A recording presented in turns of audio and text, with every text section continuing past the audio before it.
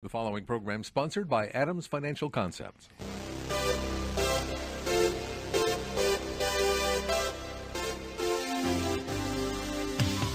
About money, a different approach to investing you won't hear anywhere else. Your host, Mike Adams, is a registered investment advisor and works with investment portfolios exceeding over $100,000 in net worth, and has a proven track record of managing long-term investments surpassing the markets in the long term. The information shared on the following program is for educational purposes only, and any investment advice given may not be suitable for all investors. And now, here's Mike. It's Friday afternoon, and we're going to be talking about money. I have a great guest today. He's got a special accent, but you'll want to hear what he has to say. I want to talk a little bit about what's going on in the markets, a little bit about what's happening in science. We're going to talk about all those things today. We've got a lot of information to cover.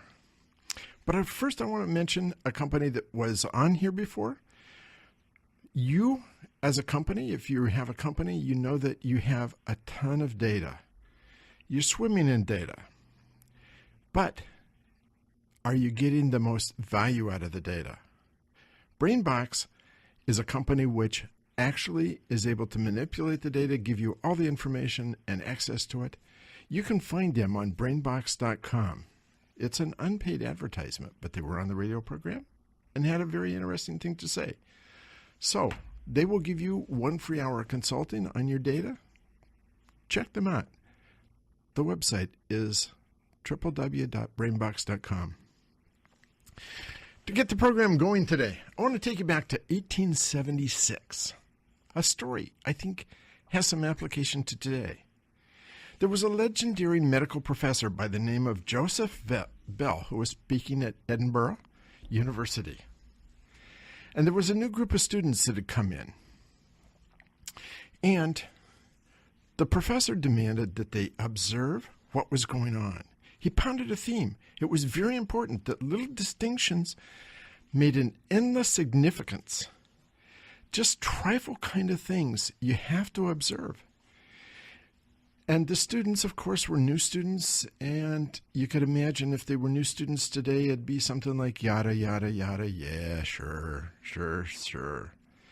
You know, you have a famous professor, but what will these little tiny trifles get us? Well, he was a medical professor and wanted to teach the students. So he called in the first patient he had never seen before. And the man walked in and stood. And the Professor Bell, walked around this guy, walked around him slowly a couple times, checked him out. And then the professor said, Army, recently discharged, probably from the Scots Highland. Students looked at this. How did he know? And the guy said, aye, sir. You know, they say aye in Scotland.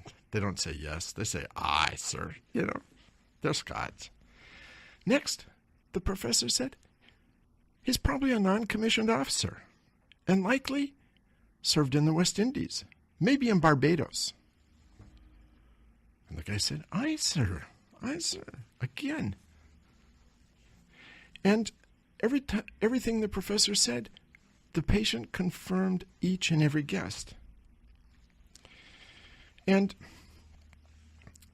the students sat there in kind of an amazement, looking at this. How did he know? And Professor Bell explained, the man appeared courteous and respectful, but he didn't even remove his hat. He said, members of the Army don't remove their hats. So likely he was recently discharged from the Army. And when you look at his gait and his tone, it looked like he was Scottish and probably from the Highland Regiment. And he had an air of authority, so he was probably an officer. And he had a small case of elephantitis, very, very small case, but it was evident on his arms. So he was probably stationed in Barbados because there had been a recent outbreak of elephantitis there. And the class was very, very impressed. And especially one particular student was absolutely awed by what he saw. And over the next few years, the students observed, and every day the professor would come up with something that was absolutely fascinating in the same way of his analysis of that first patient. And that same student went to Dr. Bell's office, and when he knocked on Dr. Bell's door, without looking up, Bell said, "So what are you worried about?" And the student was startled. He said, "But how did you know I was worried?" And Professor Bell said, "You knocked 4 times. The timid knock once. Most men knock 2 or 3 times. The worried knocked 4 times." Time and again, Dr. Bell amazed the students with his observations. Very simple observations. But this one student vowed he would never forget Dr. Bell. And you won't ever either. If you're listening to this, you won't either. And that student made sure of that. Because after he graduated, he opened his own office and he started his own practice. But things were very, very slow.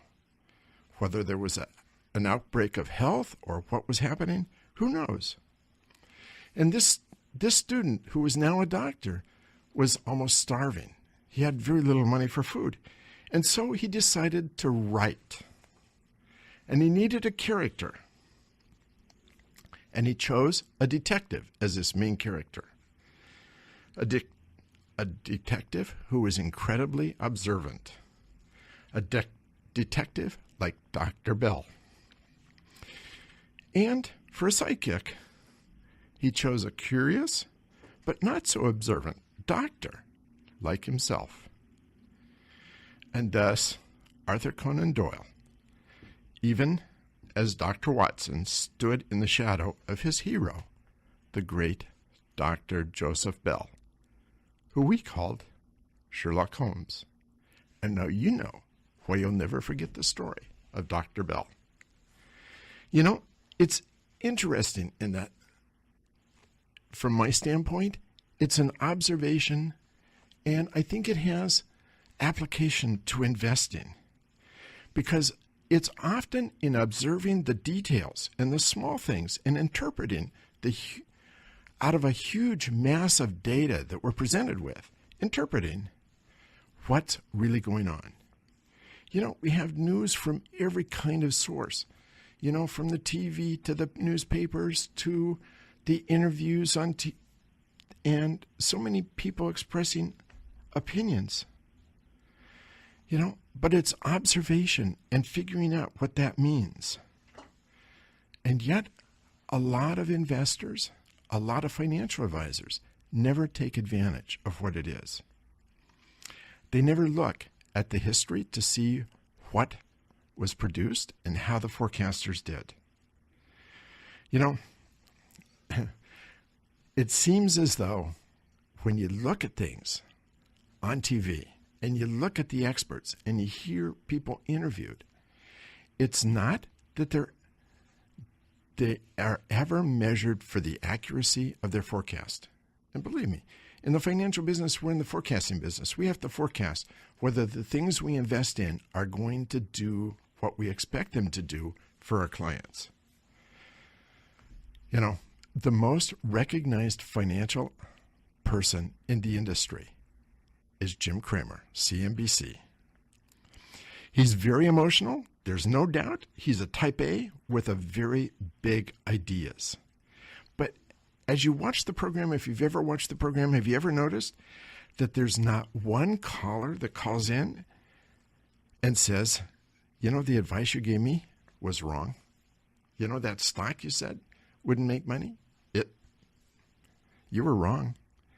You know, Cramer, I never heard anyone call on the program and say, Cramer, you told me I could not go wrong buying Bear Stearns at 72. But 3 months later, it was at $2 a share. Never hear that.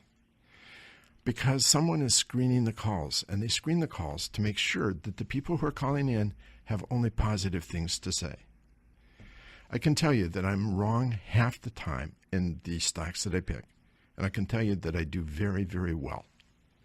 I'm one of the very top, if data's to be believed. Jon Stewart did a program on Cramer in which he talked about that Bear Stearns call. But Barron's back in August of 2007 talked about how Cramer did. They claimed that Cramer's picks compared to the Standard & Poor's 500 were 12% during the period of time they looked at. The Standard & Poor's was 16. CNBC came back and said what they were giving was something that was educational. It was not stock picking. And they tried to say if someone bought and held for one or 2 months, but Barron's found that that was false as well. Barron's, for that article, was banned from CNBC. You'll never see Barron's advertised on CNBC because they were banned for taking on Jim Cramer. You know, CNBC, their agenda is to sell advertising, not to get paid if you make money. And the point of all this is, do you review track records? Do you look at it? Do you look at how accurate things are? I can't think of a single baseball manager or football president who would pick up and pay a big salary to someone without looking at the stats. We'll come back to this whole thing after the commercial break. Don't go away. Got more to say, and you want to hear my guest. Don't go away. We'll be right back.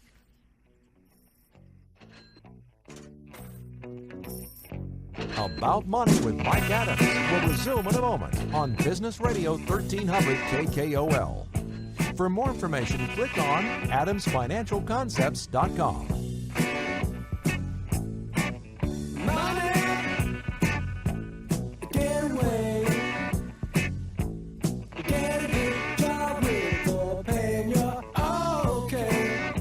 Lots of people manage investment portfolios. Just a few can manage a successful portfolio and provide exceedingly great service to their clients. Here's Mike Adams from Adams Financial Concepts. We believe the price you pay should be based on the performance of your portfolio and the quality of service you receive. You know, Mike, it seems that a lot of companies subscribe to the one-size-fits-all mentality of investing. Does one size really fit all? Not with us. Every portfolio that we manage is customized to fit each particular client's objectives and risk tolerance. We place our clients' interests first in all portfolio decisions. If you're looking for a home for your 7-figure plus investment portfolio, call Mike Adams of Adams Financial Concepts, specializing in creating and maintaining wealth for over 20 years. 206-903-1019. That's 206-903-1019. Or log on to adamsfinancialconcepts.com. Now we return to About Money. There's more information waiting for you at adamsfinancialconcepts.com. Here again is your host, Mike Adams. So I've been talking about forecasting. I've been talking about how people look at situations, how they figure it out, how they observe, how they look at the details. I think it's truly, truly important. But most people, when they look at experts making forecasts, the old forecasts are forgotten. They become like old news. What was, and whether it works or not doesn't make a lot of difference. I think when you look at the experts and the so-called experts, most people don't really look at what they said. Was it really accurate? And no one's 100% accurate. No one's 100% good in predicting the market. But the question is, are they right most of the time or a lot of the time? Can what they predict be true? You know, there was a Cerulli study that was done talking about financial advisors coming out of the Great Recession, and many were switching away from a buy and hold strategy to a tactical. They were trying to use a strategy to guess the direction of the market. They were trying to guess, and I mean truly guess, basing it on data, basing it on sell points, basing it on buy points, looking to see if they couldn't figure out what to do to avoid going through that deep Great Recession stock market crash. You know, they were looking at charts and believing that the price and the volume of what stocks were doing would tell the entire story. Don't worry about the fundamentals. Don't worry about how well a company is doing. Just look at the charts. Just look to see if the price is going up or the price is going down. And there's some validity to that. You know that today, as I look out and I see that the sun is shining, there's a greater probability that the sun's going to shine tomorrow than it's going to rain. Greater. Doesn't mean the probability is that much higher. It may be 52% or 53% versus 48% it's going to rain, but it's slightly higher. But is that enough to base a portfolio decision on? You can actually get out of the market easier than get in. Back in the 90s, you had Peter Lynch and John Vanderheiden at Fidelity who were running mutual funds and doing better than the market was doing. Both were doing better.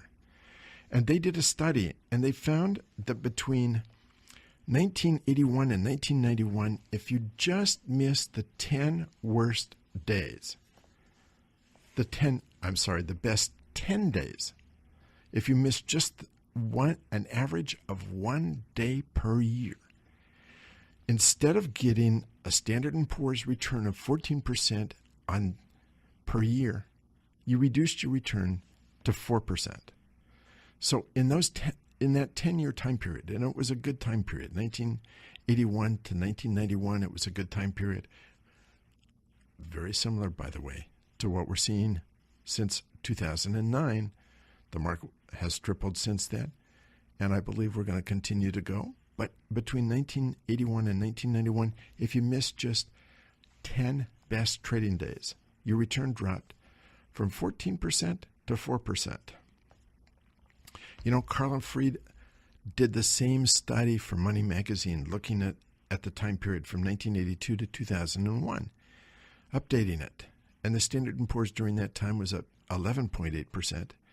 But if you missed the best 10 days, a $10,000 return would drop to $56,000 instead of $93,000. Missed the best 30 days or 3 days or 1.5 days per year, and it dropped from $93,000 to $28,000. Missed just 2.5 of the best days, and your return dropped from $93,000 to $15,000. So, by just being out of the market, you missed the best trading days. And it's true that if you can miss the worst trading days, you can do even better. But then you have to guess which are going to be the worst trading days, and can you get back in so you don't miss the best trading days? The best has been a process of buy and hold and ride through some of the tough times, but be there. But that's not what sells advertising. That's not what sells mutual funds. What sells is this idea that you can avoid the really tough times and pick up just the very best times. And when you have people that have great conviction and great stories to tell, they're the ones that generally get the listening. People don't look at the track record. They don't look at how well they did. That's old news. They look at what the story is today. They're not the observers that Dr. Bell would have been or Sherlock Holmes would have been. The accuracy is not scheduled, not looked at. It's all about the story, a compelling story told with a lot of conviction. But that's not the best way to get the best out of your investment performance. So I want to shift now, and I want to talk to our guest. Our guest is Frank Coyle from Point It. Welcome to the program, Frank. Thanks very much, Mike. Great to be here. So why don't we start with your background? Sure. Well, first of all, as you kind of alluded to earlier, I am from Scotland, and I was very impressed by your pronunciation of Edinburgh and one of the best I've heard. Born in Scotland, came over to the States in '83 for a year and a half, and I'm still here 30 plus years later. Have had a variety of backgrounds in finance and systems analyst, but most lately last 25 years in marketing, and the last 9 specifically in search marketing. I discovered Google AdWords back in 2006 and haven't looked back. So let's talk about Point It. Yes. So tell us about the company. We are a digital marketing agency. We are in Seattle, just beside the Space Needle, down by there. And we've been around since 2002, and our services are focused on search marketing, SEO, pay-per-click, and display advertising, and the ever emerging social media advertising. So let's talk about each one of those specifically. Sure. Let's talk about display advertising, for example. Display advertising, specifically programmatic display advertising, is one of the hottest areas in digital advertising at the moment. It enables advertisers or companies to advertise through a programmatic platform. In the past, if you wanted to have your ads in display, you had to work through an intermediary. Now you can work with an agency like ours, which will place the ads, optimize them, test them in real time in a way you couldn't do before. It's very hot, it's rising rapidly, and there's going to be a lot of great things coming from programmatic in the next few years. So does that apply both to the computer and mobile advertising? Yeah, it's any device, your iPad you pick up at night, your phone you have during the day, and your desktop in work. You can place ads in every one of those mediums. So you mentioned point to click. So yeah, pay-per-click. So pay-per-click. That's right. That's where we started off, in pay-per-click advertising, and that is where the bulk of our business is, and where a vast majority of business is today for many companies, is the ability of companies to advertise on Google or Bing. Everyone has seen the little ads either down the right-hand side or across the top. And as I often say, people always say, well, I never click on an ad, but lo and behold, Google's revenues are, I think this year, 37 plus billion. And it all comes from the ads that we click on. And it's, as I say, I started in 2006, and it's grown to be a very complex, powerful tool enabling companies to advertise their products and services on Google at a very sophisticated level, choosing the right keywords, the right ads, the right landing pages. You always want to make sure that people are coming to the pages where you're selling things, for example. And then back to your point about data, provide an enormous amount of data that you can track and analyze and look at viewers' behaviors, when they came to your site, how long did they stay for? Did they come to your landing page and say, oh boy, wrong place, and bounce right back out? Or did they spend time on there? Did they do what you wanted them to do, namely buy a product or fill out a form? And that's the really great thing about AdWords and Bing ads as well, is that they enable you to track all this information and make very data-driven decisions on how you want to spend your advertising dollars. So I heard, as you were explaining that, the talk about words and particular words. So when you say that, particular words and search words, what do you mean? What I was referring to are what's known as keywords. So, for example, if somebody wants to buy blue tennis shoes, that's a keyword phrase, and they type that in, and they'll see all the ads for blue tennis shoes. Could be from Nike, Sports Authority, whatever. And then they'll see text ads, they'll see images of them. Hopefully they'll click on them, go to the sites, and buy the products. But keywords are what search marketing is all about. Now, that's a little bit different from display advertising, where you might be on somewhere like CNN.com and you see pictures of things over on the right-hand side. They might be blue tennis shoes, for example. Those are the display ads that I was referring to earlier. So we can get to people in a number of different ways. If they type it in, or if they're going somewhere else on a specific page and they see an ad for it.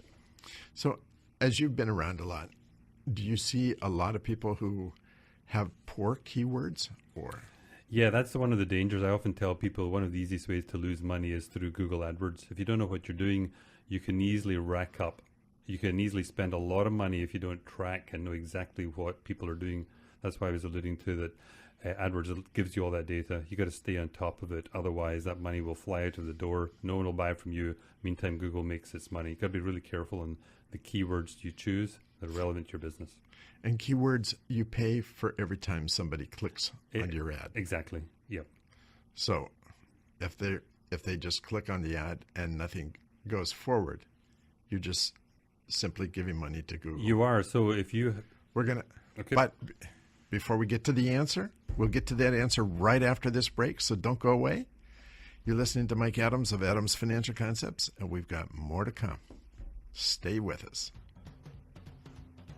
More about money coming up with Mike Adams on Business Radio 1300 KKOL. For more information, click on adamsfinancialconcepts.com.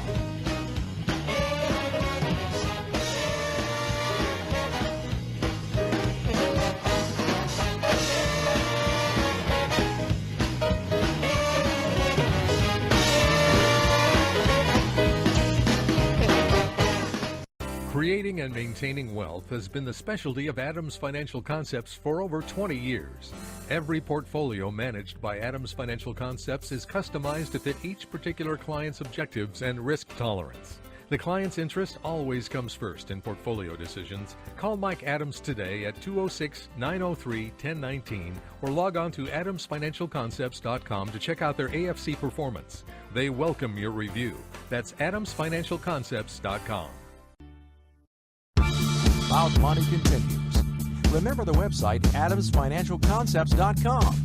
Here's Mike. So I'm talking with Frank Coyle here at Pointed. We just started to talk about keywords and the difficulty with keywords. So let's come back to that. Sure. The main objective is to get the keywords that you believe your audience or your market is searching on. And I give a simple example of blue tennis shoes, but you can imagine how expansive that it could be. Blue tennis shoes in Bellevue or in Seattle. So people are getting more specific in their search terms, and you, as someone who uses AdWords, you've got to create ads that reflect what people are looking for. You want to be as relevant on your page of your website as the keyword is. So if somebody types in blue tennis shoes, they want to see an ad that says blue tennis shoes. They want to go to a page that shows blue tennis shoes. Next week we're coming up on like one of the busiest times of the year, the whole Black Friday rolling into Cyber Monday. Billions are going to be spent.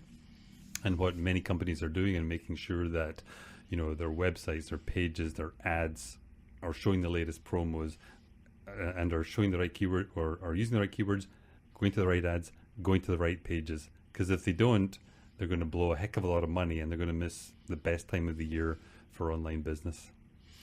So, and this is something that you do and specifies. So you do the searches and... Yeah, we build the advertising campaigns for our clients. And so we're responsible for the keywords, the ads, for managing the bids. What are we going to bid for a specific keyword and ad, or for the ad to show up on the first page of Google? And then we're monitoring it because it becomes very competitive.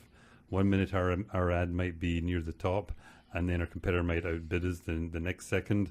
So we got to keep a good eye on what's going on and how well each of these keywords is performing. We might find one keyword is giving us a 400% return on investment, and then other keywords are only 200 or 100 or even losing money. So we got to look at it's kind of like looking at a portfolio, what's working, what's not. And at the end of the day, you're rolling it all up to see, okay, the customer spent this amount of money this month. What was their overall return on investment? We track that against what their goals were, their key performance indicators. And then we make decisions for the following month, how best to spend it. So when you say getting outbid by someone else, what does that mean? Every time you type in, let's say you type in those blue tennis shoes, you click that button, Google in nanoseconds is figuring out which ads to show based on a number of factors. One is, we might say for blue tennis shoes, we're willing to bid $5 for it with this keyword, going to this ad, going to this landing page. Some people might be bidding more, some might be bidding less. All of that is taken into consideration by Google before they decide who's going to show up first, second, third, fourth. Money doesn't always win. Google might see that the guy at the top who's bidding, let's say $20 on it, takes people to a page where maybe they're red tennis shoes and people zip right back out of there. Google's after giving an experience where the user gets what they want right away because they want to tell people they love Google. So Google, it's their magic algorithm, if you like. They're trying to figure out who gives the best user experience, helps users find what they want for the right dollar spend on that keyword, if you like. That's probably simplifying it a bit. But just because you tell Google I'm willing to spend the highest amount of dollars doesn't mean to say you're going to show up as number one.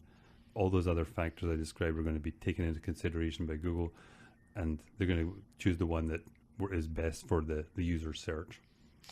I noticed that, not on Google, but on Bing, sometimes I will click on one of the advertisements or one of the things that's advertised, and it takes me to something completely different. How does that happen?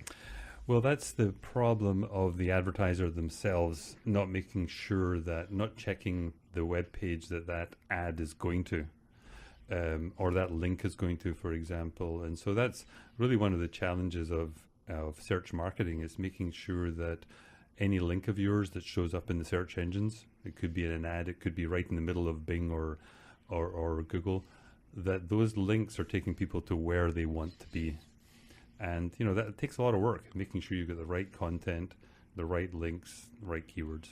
And it's not only making sure that they go to where they want to be, it's also making sure they go to where you want them to be as the advertiser. Yeah, we want them to go to the page that gives them what they were looking for.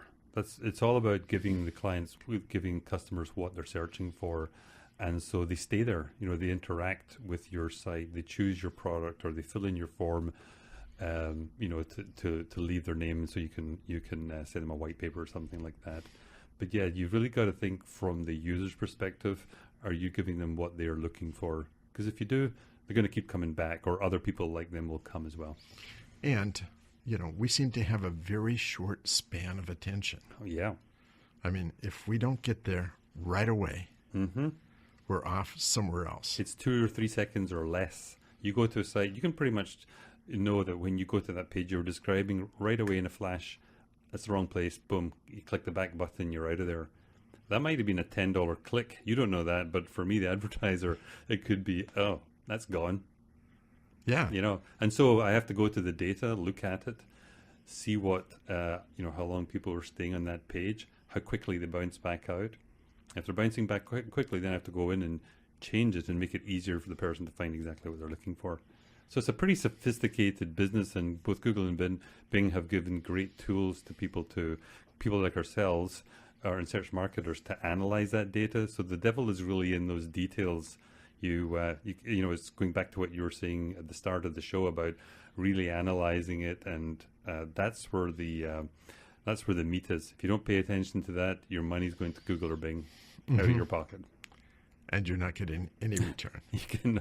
No return, no customers. You can be very frustrated. You're going to say to people that search marketing doesn't work for you. You really need to find someone. It could be some agency, some pro in search marketing, and there are a lot of them out there these days, to help you with it. Otherwise, because if you don't have the expertise, there's a very good danger you're going to be wasting a lot of money. And there's very few of us that, we're interested in running the business. Oh, yeah. Very few of us really understand the advertising aspect and the search aspect. Yeah, the danger is that when you first start looking at something like AdWords, you can learn it fairly.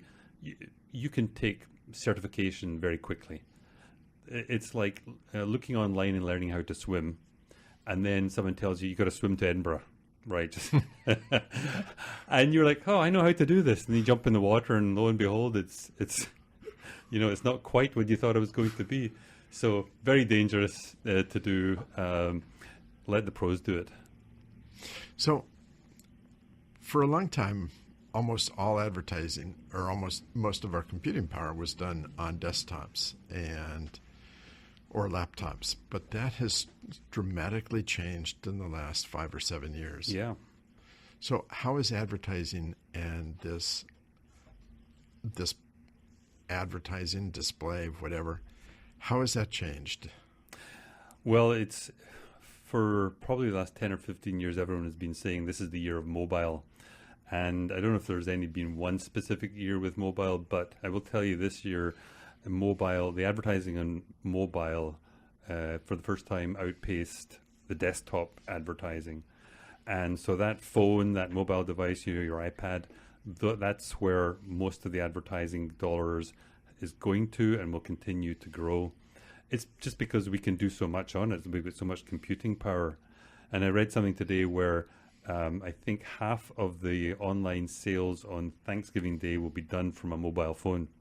So if you're at a dinner table and you see, you're somebody looking at their phone, there's a chance they might not be texting, might actually be buying you something on there this year. That might have not been the same before. But yeah, there's so much power there. It's actually changed the way you advertise as well. And it's shifted for businesses, it's shifted for search marketers like ourselves. We got to be thinking, what's the user experience now in that little, 2x4 screen, as opposed to this big thing. But what we find is, people do a lot of research on their phone. They'll still go home at night and, do more research on their desktop because, you need a bigger screen for many things. So, but the advertising is very different on a phone than it is on the desktop. Yeah. The desktop, obviously, you can do a lot more with it. But what we're seeing and we'll see over the next few years is a lot more advertising on video. And video plays out really well on mobile devices. And I think video is one advertising medium that's predicted to grow faster than any other media type over the next few years. So it won't be so much text anymore, although that still will be there, but the video on the phone is going to explode. And what about content? Content is so important. Going back to what I said a few minutes ago about making sure you have the right content on those pages for people when they go there. Content also helps, but putting advertising aside for a second, that main section of Google and main section of Bing is called the organic side. It's where people's web pages show up. There's no advertising there. In order to get onto the first page, say for those blue tennis shoes, you need to have articles or content in your site about blue tennis shoes. You got to be really relevant. 2 or 3 years ago, there was no such thing really as a content marketer. Now they're all over the place because Google has told people you've got a relevant content, otherwise you're not going to be there. It has been just fascinating to have you on the program to get this insight into what's going on with advertising, point-to-click and display advertising. If someone wanted to get a hold of you to have you examine what they're doing, how would they do that? Well, our website, our company name is pointit.com, so that's www.pointit.com. You'll find us, say, just down by the Space Needle. Call us, talk to one of our guys, and we'll take a look and see what you're doing. That's great. Thanks for being on Thanks the program. very much, Mike. Really enjoyed it. Stay tuned. How about money in a moment with Mike Adams here on Business Radio 1300 KOL. For more information, click on AdamsFinancialConcepts.com.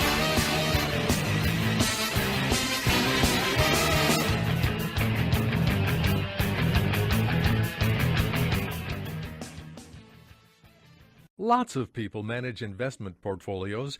Just a few can manage a successful portfolio and provide exceedingly great service to their clients. Here's Mike Adams from Adams Financial Concepts. We believe the price you pay should be based on the performance of your portfolio and the quality of service you receive.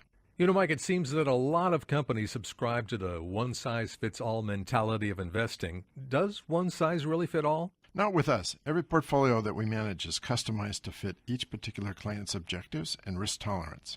We place our clients' interests first in all portfolio decisions. If you're looking for a home for your 7-figure plus investment portfolio, call Mike Adams of Adams Financial Concepts, specializing in creating and maintaining wealth for over 20 years. 206-903-1019. That's 206-903-1019. Or log on to adamsfinancialconcepts.com. We're back with more about money. For details on what you hear on today's show, visit adamsfinancialconcepts.com. Now, here again is Mike Adams. You know, the last couple of weeks, 60 Minutes, the news program on CBS, did a article or did a segment on an event that happened on July 4th, 2012. It was a very special day. It wasn't about Independence Day in the United States. It was a historical event that happened in Switzerland. It was one of those times which was very special. When you look at historical events, they recede and go away. You know, every passing decade you see the crises, the political and the financial plans fade into the past. They become blips on a path of progress. But the law of physics and biology and chemistry are eternal and universal. On July 4th, 2012, physicists working at Geneva at the CERN accelerator announced they had found the Higgs boson particle, the so-called God particle. In 1964, Peter Higgs, a British scientist, predicted the existence of the Higgs boson particle, and without it, the standard model of the forces of the universe would not hold up. If that had not been discovered, what we consider all the theories about physics would not hold up. 1964, he postulated it, hadn't seen it, but on July 4th, 2012, they saw it. The accelerator, they found the particle, the so-called God particle. So what impact will that have? I really have no idea. You know, I remember back in 1965 seeing the front page of Time magazine, and it had a picture of Watson and Crick in this helix called DNA. And I looked at that and I thought, so what? You know, what does that really mean? We know today. I was kind of young and dumb in those days. Maybe I'm just old and dumb anymore. But that particle, that helix that wound around and round, that helix has spawned an industry that's over $500 billion today. Biotechnology, it's an industry that's very much in its infancy. I build portfolios around themes, and in the 90s the theme was science is here and changing. The 19th century, the 1800s were the century of chemistry. We had oil, we had steel, we had all those things that were related to chemistry that came along. And the 20th century, the one that just passed, was the century of physics. We had flight, we had electronics, we had the internal combustion engine, we had all those things that were all related to physics. The 21st century, the one we're living in now, I believe will be the century of biology. We're seeing significant changes take place. It's only begun. I can remember in 1987 going to a biotech conference, the biotech conference where I discovered a little tiny company called Amgen. And at that biotech conference, I remember one of the speakers stood up and said, biotechnology is probably never going to be great because the drugs are all injectable, and there's only been one drug that's been injectable that's done $1 billion in revenues. Now, if you look today how wrong that was, biotechnology, you have many drugs which are injectable, which are multi-billion-dollar drugs. It's a huge industry. But biotechnology, biohealth is only part of it. When you look at what's happening in the manipulation of molecules, it's incredible. Think about even Mohawk Industries. They introduced the Smart Strand carpet line. It was based on DuPont's Sonora. Sonora was made from a naturally occurring sugars that were readily available in renewable crops, but it was a special crystalline structure. But there was a kink in the middle that worked like a spring. The main ingredient was a petroleum-based product, propanediol, PDO they called it, 1.3. But GeneCore, which was purchased by DuPont, took DNA from three little organisms, stitched them together, and made a brand new bacteria change. Brand new bacteria. There were 26 changes in all by stitching these three organisms together to make a new bacteria. And they changed that product. Instead of becoming a petroleum product, it became one that could be fermented in a barrel. And just like you make beer, they made this product which became part of the carpet. Think of it. It was no longer petroleum-based. It was biodegradable. And every 7 yards of Smart Strand saves enough energy and emissions to replace 1 gallon of gasoline. that was something that was manufactured. You know, when you think about the products that are being made, the jet fuels, many companies, or a number of the airline companies, are using jet fuel manufactured. It took bacteria millions of years to make the oil that we find in the ground. They were able to convert plant material and animal material, make oil. Today, a number of companies are able to duplicate that process in a matter of days. You know, when you think about that going on, and when you think about what we're discovering and finding, I said, you know, the Higgs boson particle, that was discovered, postulated in 1964 by Higgs, but it was actually found in July of 2012. We live in a world where people talk about being peak oil and a limited resource of amount of oil in the ground and energy. And we face this problem as we go forward. As economies grow, they need more and more energy. You know, I think back to the time when, prior to the automobile, prior to the internal combustion engine, where cities faced huge pollution problems because the mode of transportation was horses. And think about the byproduct of horses going all around. You know, on the East Coast, you had cities like New York City that had piles of manure that were 40 to 60 feet high. There were people that were employed. If you wanted to cross the street, they would clean the street so you could cross the street. You know, we live in a time when energy is going to be needed. But if you think about dark matter and dark energy and what we know as regular energy and regular matter make up only 4% of the universe.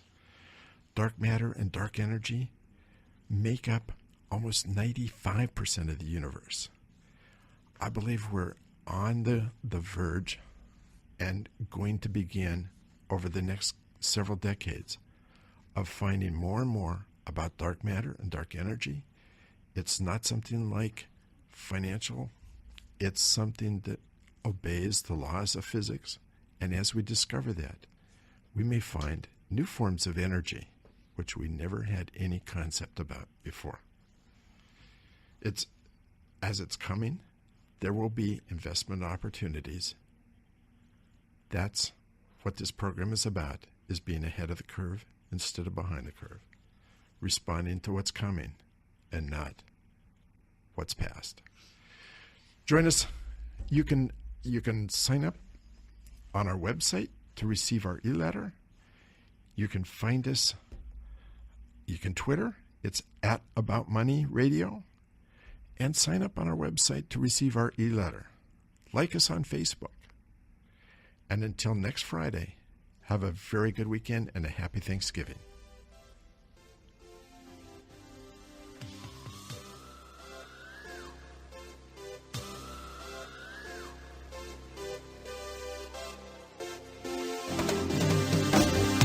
You've been listening to About Money with Mike Adams, a registered investment advisor. If you'd like more information about what you heard today or about Mike's investment philosophy and strategy, or if you want Mike to evaluate your own portfolio, click on AdamsFinancialConcepts.com. That's AdamsFinancialConcepts.com. The information shared on the preceding program was for educational purposes only. Any investment advice given may not be suitable for all investors. Join us again next Friday afternoon at 3 for more About Money with Mike Adams here on Business Radio 1300 KKOL. The preceding program was sponsored by Adams Financial Concepts. Creating and maintaining wealth has been the specialty of Adams Financial Concepts for over 20 years. Every portfolio managed by Adams Financial Concepts is customized to fit each particular client's objectives and risk tolerance. The client's interest always comes first in portfolio decisions. Call Mike Adams today at 206-903-1019 or log on to adamsfinancialconcepts.com to check out their AFC performance. They welcome your review. That's adamsfinancialconcepts.com. The following